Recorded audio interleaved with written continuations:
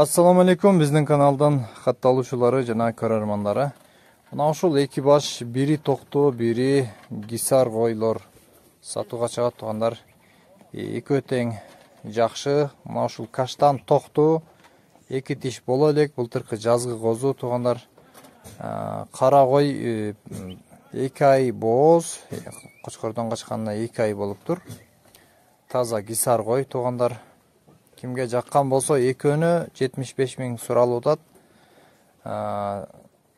Калтырган номерлерге чалып байланышасыздар. Койлор Карагулжа районунда турат. Жеткирип берүү бардык багыттарга уюштурулат.